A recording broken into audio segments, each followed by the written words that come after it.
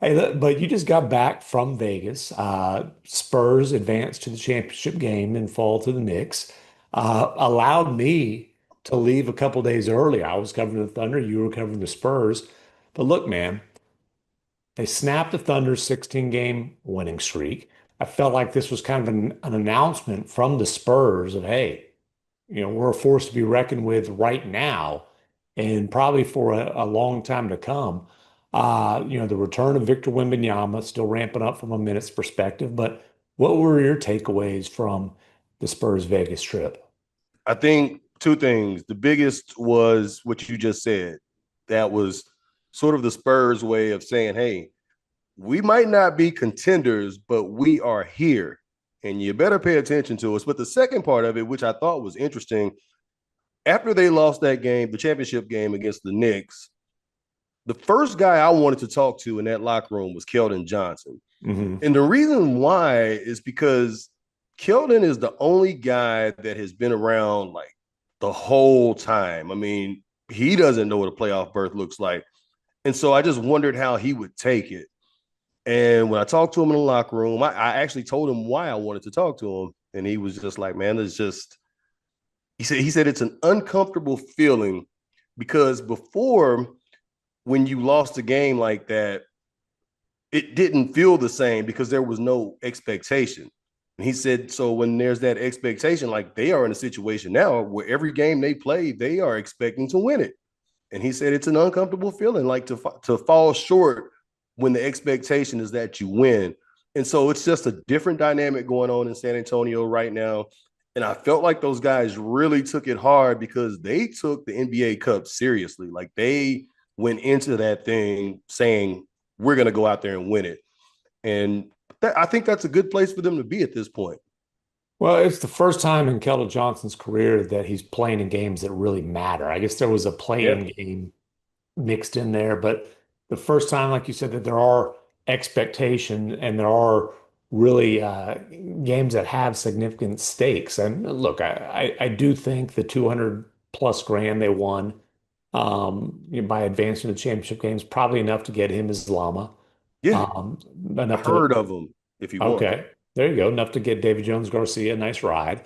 But I thought it was a very interesting question and answer to De'Aaron Fox on the practice before Yeah. the final, and he was asked basically his take on how much experience matters in terms of becoming a real contender. And obviously, we're talking about playoff experience where he's got a little taste of it, having taken the Kings to a playoff series, which is an accomplishment.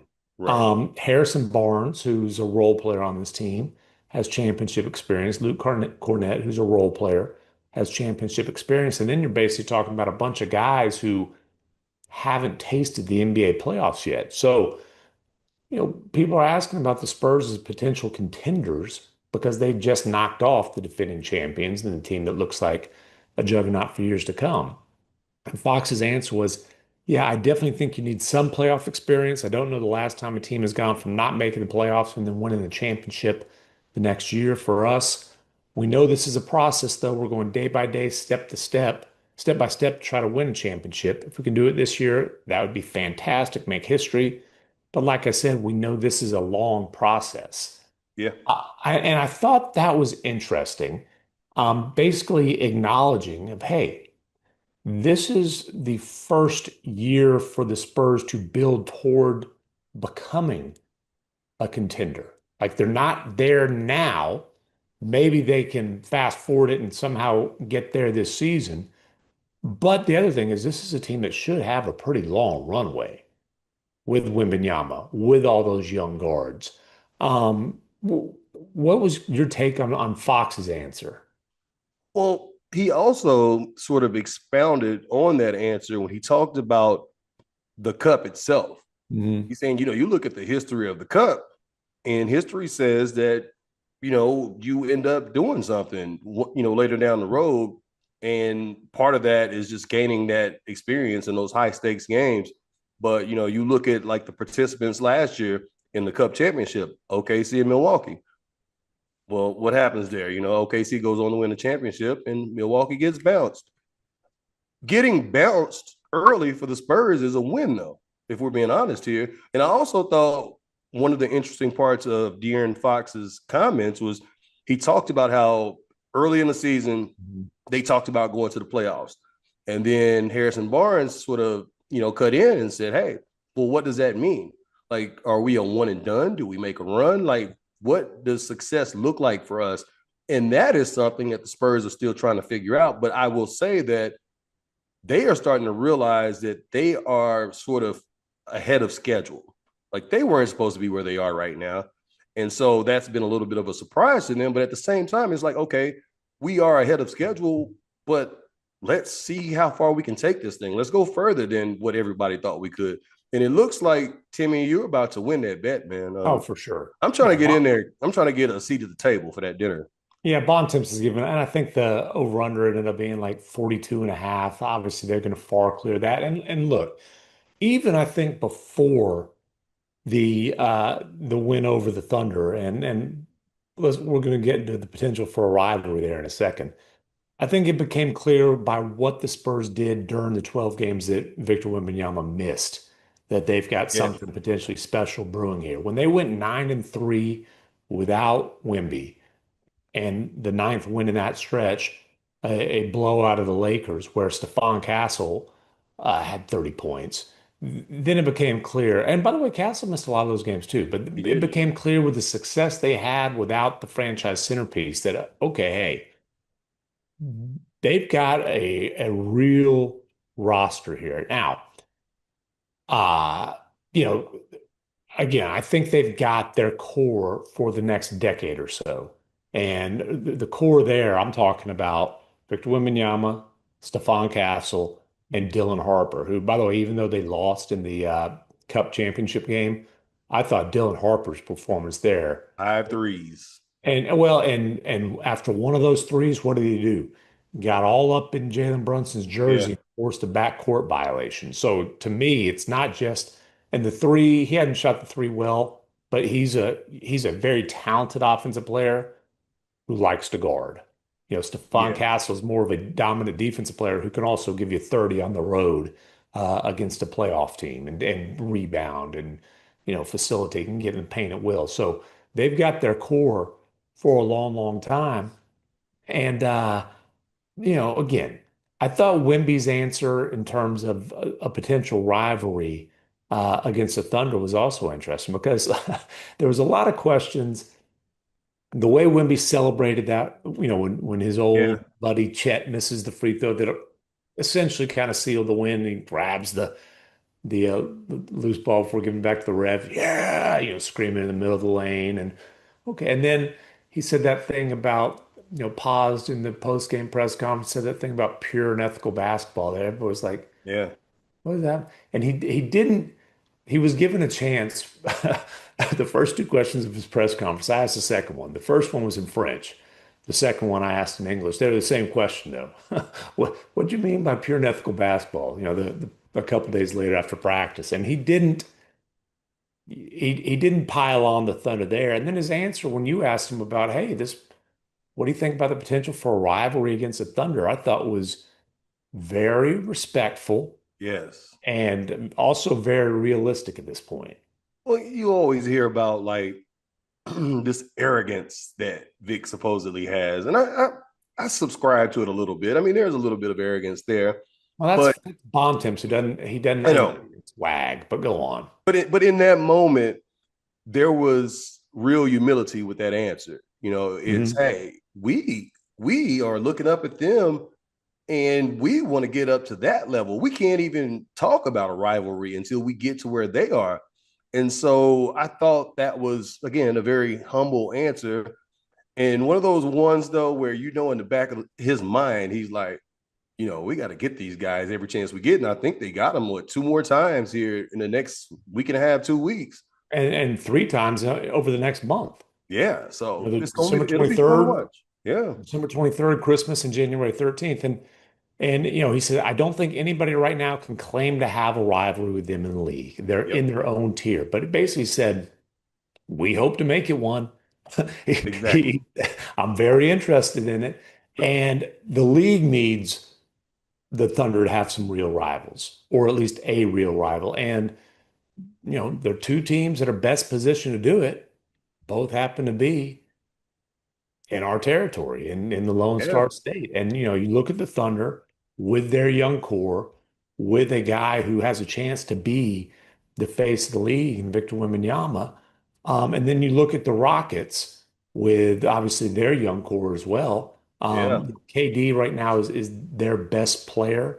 But Alpi Şengün, Amin Thompson, a couple of guys you just wrote about are kind of the faces of that young core that are going to give them a chance to be contenders for a long time. Now, I think the biggest difference there is Victor, I believe, takes that OKC thing a little bit personally. You I think know, so too. And you can say whatever you want about Vic, because Vic really tries to downplay the Chet Holmgren thing. yeah. But there's a rivalry there. I mean, that's why he reacted the way he did after the free throw the other night. I mean, that's yeah. So, Well, and that goes back to under 19 yep, FIBA championship game. in You Latvia, I think it was in France Latvia. Watson. Well, one of the most memorable moments of that game, though, and it goes both ways because I think, Wemby, let's just be honest, Wemby is on a different level than Chet and any Right, other young big man in the league. And so, and, they're not guarding each other just a ton. And right. Chet's very rarely guarding Wemby. He's more being used as a help guy. But when Chet decided he was going to put his head down and he was going to score on Wemby, in that moment, Wemby was like, "Oh no, you Yes, are not." sir. Did not work out well for him there. Sent it right back in his face. And I think he went back down the court the other way and hit him for a midi. Uh, uh, Pretty well contested midi. But Vic falls down, the ball rattles in there, and you're like, okay, we got action here. It was a fun game to watch. And one thing that we didn't talk about, when like you think about like the way the Spurs played during Victor's absence, you do realize they played 10 of their last 11 games on the road. I mean, we That's got to crazy. count Vegas as a road game. Right. Away from home, at least. Yeah. Right, right. So 10 of 11, since going back to like November 23rd, November 24th, something like that. And so that's impressive for them to be able to handle business the way they did without Vic and without Stefan Castle in long stretches.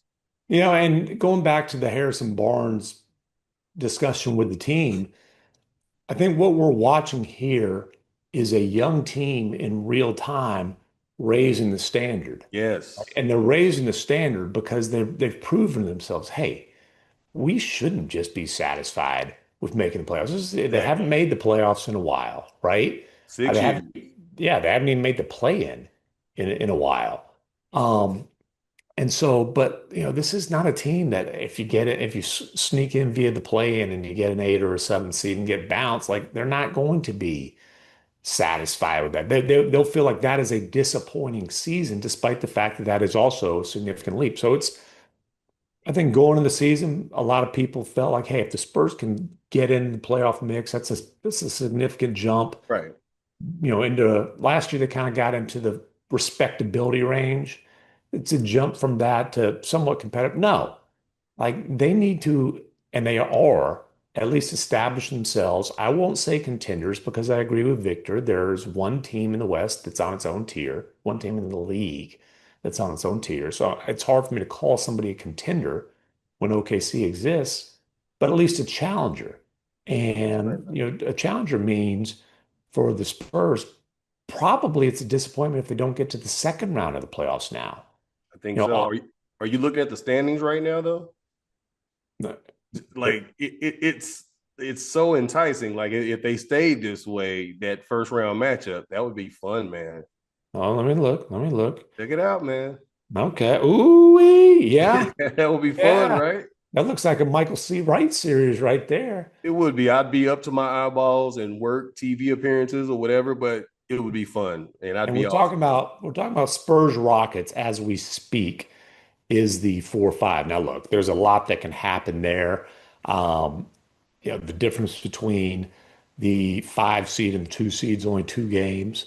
And the 2 seed right now is the Denver Nuggets, who the Rockets just lost to for the second time in the recent schedule, in a tightly contested game.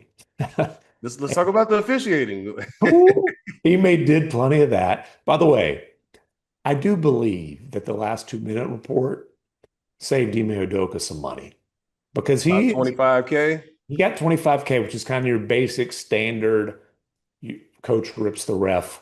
I thought he was getting 50 for what he said. And That's what I thought. He got himself a 50 last year in a game that he got tossed in Sacramento. So, they could have given him that repeat offender type of fine, but there were 3 calls in the last 2 minutes report that were considered incorrect. All 3 of them went against the Rockets. So, I think that might have gotten him a discount. But, the Rockets, again, they're kind of they're right in that same range as the Spurs. Now, the biggest difference is the Rockets made that leap into the playoffs last year, made a leap to the 2 seed last year, but then didn't get out of the first round. And made the big move for KD, which gave them it raised the bar. It's significantly higher ceiling. Yeah, no doubt about it. And they are very similar to the San Antonio Spurs from the standpoint of they haven't quite figured it out just yet. Like in the Spurs situation, it's because they've been missing Vic and Steph and like so many guys on that team. They haven't all played together. Well, same thing with Houston from the standpoint of you lost your starting point guard to start the season, and they're still trying to figure out where they're going to facilitate offense.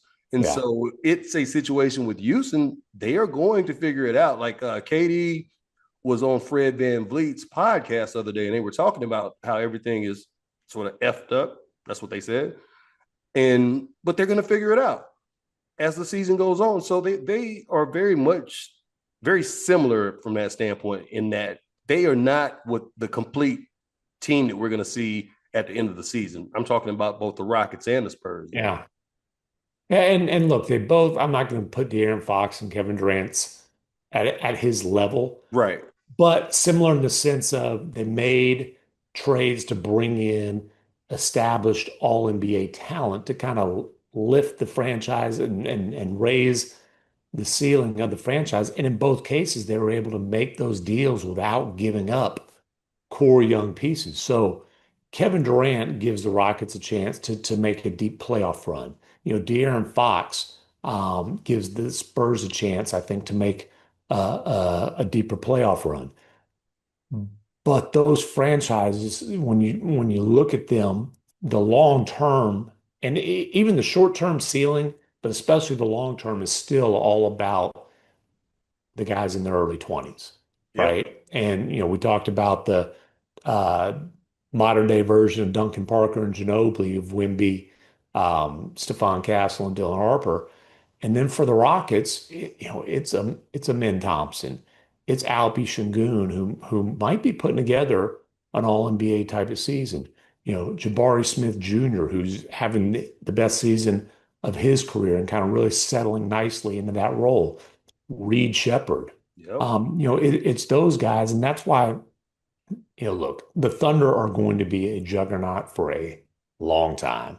They're going to have some decisions to make, but they're going to have Shea, they're going to have Jalen Williams, and they're going to have Chet Holmgren for a while. And then they're going to be able to put a supporting cast around those guys or keep a supporting cast around those guys. But the Spurs and the Rockets both have sustainable challenger quality rosters that give them a chance to at least be in the mix and be a threat to the Thunder for the next, 5, 6, 8 years. Definitely. That's the case. And I think the only difference, though, when you look at it, is that sort of like Houston and San Antonio, they went out, like you said, and got somebody to sort of elevate the ceiling. OKC is doing it with homegrown talent, man. And, I think San Antonio, Houston, they have their own homegrown talent, and they need to continue to build on it. But OKC is where everybody wants to be at this point. And it's just going to be fun watching these guys all go at it. I mean, like, let's rewind all the way back to the season opener when, the Thunder beat Houston. Was it 2 OTs? Mm-hmm. When Kevin almost pulled a Chris Webber? Well, he did pull well, he did. He just didn't get caught. Right. But, yeah, I I remember coming out of that first game, like that was playoff intensity in the season opener. And so these are the types of games that we can all expect to see moving forward over these next few years. And I'm talking about Rockets Spurs, Rockets Thunder, and like between all three of those teams, there are going to be some fun matchups, and there are going to be moments that we're all talking about weeks later because you got Victor Wembanyama, you know what I mean? You got Shai Gilgeous-Alexander, you got KD, Alpi Sengun, who had a 33-point triple-double against the Joker the other night. And I think the only thing that happened with Alpi was he sort of ran out of gas down the stretch and didn't defend as well as he needed to.